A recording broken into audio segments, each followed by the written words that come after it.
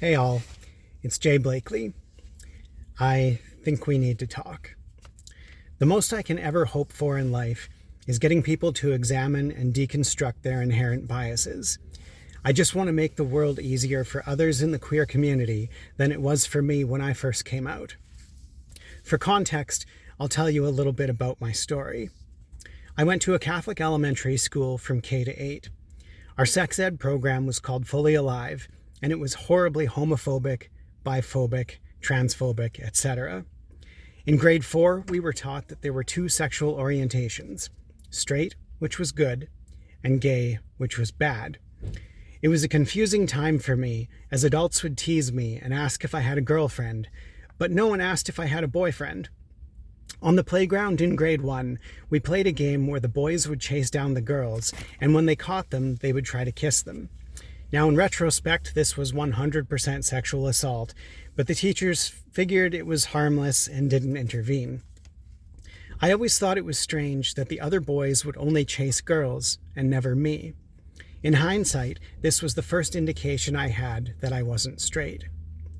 In grade 9, I moved on to Aidan Bowman Collegiate, where the environment was a fair bit more liberal and the sex ed classes were based in scientific fact and not in religious dogma. Still, despite the more progressive environment, I was bullied relentlessly. I was called a flamer and a faggot, and I tried as hard as I could to appear straight. Around this time, the term bisexual was introduced to me, and I figured that's what I was, but it would be 15 years before I finally came out as bi. Now flash forward to 7 years ago last June. For years, I'd been marching in the Pride Parade, usually with the NDP, and always as a straight ally. It was a lie. For years, I had wanted desperately to take off my ally button and come out as bi, and eventually I did. Unfortunately, my parents were very accepting, as were my small group of close friends and family.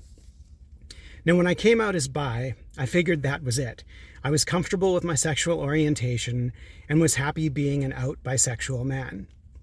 Over the years, though, it became increasingly obvious to me that my sexual orientation wasn't the whole story. I realized over time that I needed to address my gender identity. The truth is, I'm not a cisgender man. I'm non-binary and gender fluid. I don't use he, him pronouns. I use they, them. My son will always call me dad, and I'll continue to use the men's washroom when a gender-neutral one isn't available. Now, this may seem like a big change, but I'm still Jay. I'm just a lot more comfortable and happy in my own skin. I started by experimenting with wearing a skirt and dark eyeliner, but only around the house, and introducing myself with my new pronouns. Now, you can best support me in this period of transition by using they, them pronouns and by correcting others when you hear them misgender me.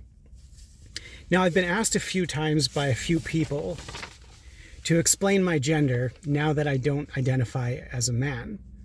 And the best explanation is that I don't identify as a man or a woman or really anything in between, but rather my gender exists outside the man-woman spectrum and defies specification. So that's it. I'm bisexual and non-binary, and I finally feel like my authentic self. And really, at the end of the day, I'm still just Jay. I'm just a lot happier and more comfortable. And I'm sorry if this has been a big adjustment for some of you, but trust me, it's been a big adjustment for me too. Special thanks to my parents and to my partner Andrea, as well as to my BFF Nathan and my supervisor Rebecca. You've all made this much easier with your kindness and love and support. And to everyone else, I appreciate your allyship. Thanks for listening, and have a good night. Peace and love.